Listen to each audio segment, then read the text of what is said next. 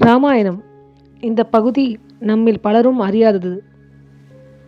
மிதிலை ராஜசபையில் அரியாசனத்தில் அமர்ந்திருந்தார் மாமன்னர் ஜனகர். அவர் அருகே வீற்றிருந்தாள் மகாராணி சுனன்யா. இப்போது கதைக்கு வருவோம். அயோத்தியிலிருந்து தூதுவன் கொண்டு வந்திருந்த செய்தி முற்றிலும் வித்தியாசமான ஒரு செய்தி. ஓலையை பிரித்து செய்தியை வாசித்த ஜனகர் ஏதொன்றும் பேசாமல் அந்த ஓலையை அப்படியே தன் மனைவியிடம் கொடுத்தார். அவர் ராஜரிஷி. அவர் முகத்தில் அந்த செய்தி எந்த சலனத்தையும் ஏற்படுத்தவில்லை. ஆனால் ஓலையை வாங்கி வாசித்த சுனன்யா தேவியின் விழிகளிலிருந்து சரசரவென கண்ணீர் அருவியென வழியத் தொடங்கியது. அவள் வாழ்வில் அடுத்தடுத்து எத்தனை எத்தனை துயரங்களை தாங்கிக் கொண்டிருக்கிறாள்.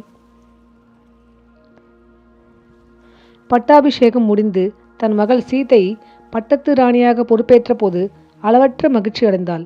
ஆனால் சிறிது காலத்திலேயே ஏதோ ஒரு துணிவெழுப்பவன் சொன்ன அபவாதத்தால் சீதை காட்டுக்கு அனுப்பப்பட்ட போது அவள் மாளாத துயரமடைந்தாள். சில ஆண்டுகளுக்கு பிறகு லவகுசன் என்ற 2 ஆண் மக்களை பெற்றெடுத்து அவர்களை வளர்த்து சிறுவர்களாக தன் நாயகன் ராமனிடம் ஒப்படைத்த சீதை அயோத்தி வராமல் கனகத்திலேயே மண்ணுக்குள் புகுந்து மறைந்தாள். சீதை மறைந்த துயரம் அவளின் வளர்ப்பு தாய் சுனன்யாவை மிகவும் பாதித்தது. லக்ஷ்மணன் சிறிது காலத்திற்கு முன்பு சரையு நதியில் இறங்கி சித்தியடைந்தான். லக்ஷ்மணனை பிரிந்த தன் மகள் ஊர்மிளையின் நிலையை எண்ணி எண்ணி சுனேனா அளவற்ற துக்கமடைந்தாள். இதெல்லாம் முடிந்ததே, இனியாவது சற்று நிம்மதியாக இருக்கலாம் என்றால் இதோ இப்போது அயோத்தியிலிருந்து வந்திருக்கிறது மிக கடுமையான செய்தியை தாங்கிய ஓலை. ராமனும் பரதனும் சத்ருக்கனும் சரையு நதியில் இறங்கி சித்தி அடையப் போகிறார்களாம். சீதை காலமானாலும் தன் மகனை போன்ற ராமனை அடிக்கடி போய் பார்த்து ஆறுதல் அடைவாள் சுனேனா. இனி அது நடக்காது. அவளது 3 புதல்விகளான மாண்டவி, ஊர்மிளை, சுருதகிருத்தி மூவரும் கணவரை இழந்தவர்களாய்த்தான் இனி வாழ வேண்டும். ராமனும் பரதனும் சத்ருக்கனும் சித்தி அடையும் நாளில் நாமும் அயோத்தியில் இருப்பதுதான் நல்லது. கணவரை இழந்து நம் புதல்விகள் உணர்ச்சி வசப்பட்டு அழுவார்கள். அவர்களுக்கு நேரில் சென்று அந்த சந்தர்ப்பத்தில் கூட இருந்து ஆறுதல் கூறிய வேண்டியது நம் கடமை என உணர்ச்சியற்ற குரலில் முகத்தில் சாந்தி தவழ சொன்னார் ஜனகர். தன் கணவர் ஜனகர் எதற்கும் எப்போதும் பதற்றப்படமாட்டார் என்பதை சுனேனா அறிவாள். ஒரு பெருமூச்சோடு அரியாசனத்தை விட்டு எழுந்த அவள், தேரை பூட்டச் சொல்லுங்கள், நாம் அயோத்தி செல்வோம் என புறப்பட்டாள். அவர்கள் இருவரையும் ஏற்றிச் சென்ற தேர் மிதிலையிலிருந்து உருண்டோடி அயோத்தி மாநகரை வந்தடைந்தது. அயோத்தி வீதிகளில் மக்கள் இல்லாததால் வெறிச்சோடி தென்பட்டன. மக்கள் எல்லாம் சரையு நதிக்கரைக்கு சென்றிருக்க வேண்டும். நேரே தேரை சரையு நதிக்கரைக்கு விடச் சொன்னார் ஜனகர். தேரோட்டி சாட்டியை சொடுக்கியதும் புறவிகள் பறந்தன. தேர் நதிக்கரைக்கு போகும் வழியெங்கும் மக்கள் வெள்ளம். நதியின் கரையில் ராமனும் பரதனும் சத்ருக்கனும் தங்கள் மாமனார் மாமியாரின் வரவுக்காக காத்திருந்தார்கள். மூவர் முகத்திலும் தாங்கள் சித்தியடைய முடிவெடுத்துள்ளதை பற்றி எந்த சலனமும் இல்லை. அவர்கள் மரியாதை நிமித்தம் தங்கள் மாமனார் ஜனகரை வணங்கினார்கள். பின்னர் சுனேனாவிடம் ஆசி பெற்று அவர்கள் மெல்ல நடந்தார்கள். பரதன் சத்ருக்னன் இருவரும் மாண்டவியிடம் சுருதகிருத்தியிடமும் விடை பெற்று கொண்டார்கள். மக்கள் வியப்போடும் கலவரத்தோடும் பார்த்து கொண்டிருக்கும் போதே அந்த நிகழ்ச்சி நடந்தது. அவர்கள் மூவரும் ஒன்றாக சரையு நதியின் பெருகிய வெள்ளத்தில் இறங்கி அதன் ஓட்டத்தோடு சேர்ந்து வெள்ளத்திலேயே மெல்ல மெல்ல நடக்கலானார்கள். சிறிது நேரத்தில் வெள்ளம் அவர்கள் தலைக்கு மேல் ஓடத் தொடங்கியது.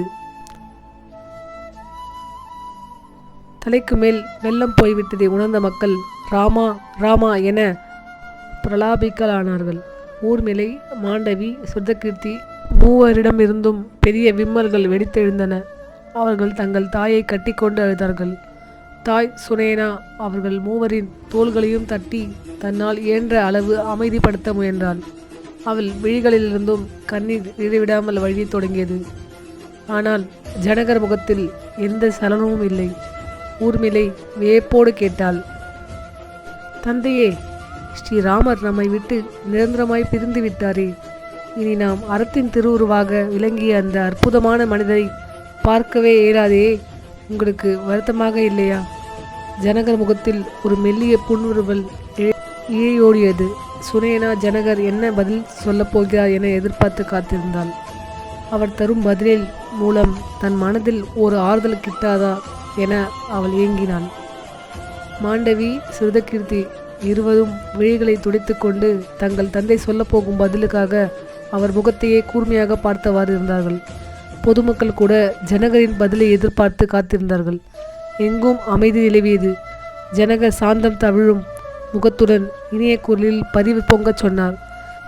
மனித உடல் என்பது உரை, ஆன்மா என்பது அந்த உரையில் இருக்கும் வாள். உடலுக்குத்தானே அழிவுண்டே தவிர ஆன்மாவுக்கு அழிவு கிடையாது. உடல் பயன்படாத நிலை தோன்றுமானால் இறைசக்தி உடல் என்ற உரையில் இருக்கும் வாளை உருவி தன் கையில் வைத்துக் கொள்கிறது. அவ்வளவுதான். வாழ்க்கை அனித்தியமானதுதான். பிறக்கும் போதே இறப்பும் உறுதி செய்யப்பட்டு விடுகிறது. எந்த நாள் என்பது வேண்டுமானால் தெரியாமல் இருக்கலாம். ஆனால் எல்லோரும் ஒரு நாள் இறக்கப் போவது உறுதி.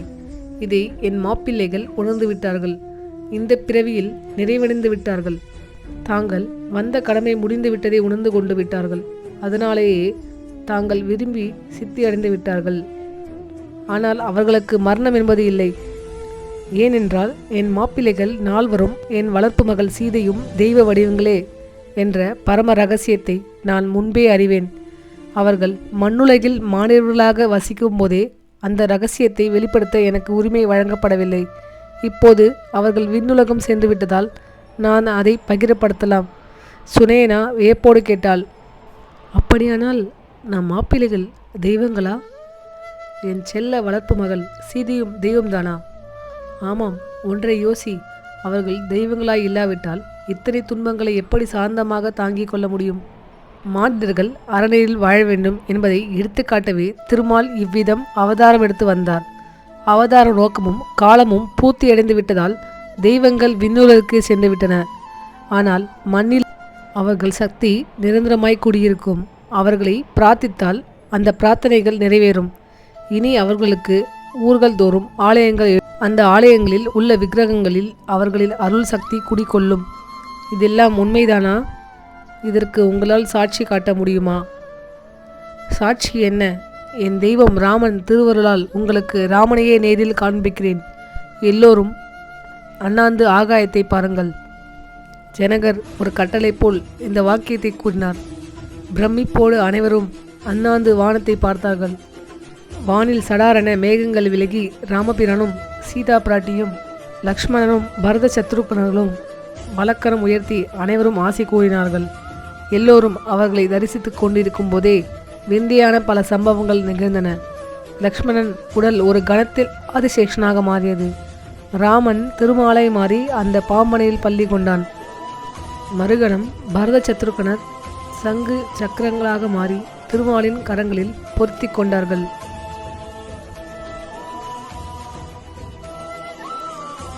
ஜனகரின் வளர்ப்பு மகளான சீதை இப்போது லக்ஷ்மி தேவியாக விண்மகளானாள். அவள் திருமாலின் பாதங்களை பிரியமாய் பிடித்துவிடத் தொடங்கினாள். மெல்ல மெல்ல அந்த காட்சி மறைந்தது. மேகங்கள் மீண்டும் வைகுண்டத்திற்கு திரையிட்டன. மக்கள் அனைவரும் அளவற்ற மகிழ்ச்சியோடு ஜெய் ஸ்ரீராம், ஜெய் ஸ்ரீராம் என உரத்து முழங்கினார்கள். அந்த முழக்கம் அந்த பிரதேசமெங்கும் நிறைந்தது. ஆண்கள், பெண்கள், குழந்தைகள் அனைவரின் குரல்களும் அந்த முழக்கத்தில் ஒன்றாய் இணைந்தன. ஜனகரின் மனைவி சுனேனா தேவி, புதல்விகள் மாண்டவி, ஊர்மிளை, சுதகீர்த்தி அனைவரின் மனங்களும் இன்னதென்று அறியாது சாந்தியிலும் நிறைவிலும் ஆழ்ந்தன. அவர்கள் இந்த அற்புத காட்சியை தங்களுக்கு தரிசனம் செய்வித்த ஜனகரை நோக்கி கரம் கூப்பி வணங்கினார்கள். ராஜரிஷி ஜனகரின் மனம் ராம ராம என ஓயாமல் ஸ்ரீராமனை தியானம் செய்ய தொடங்கியது.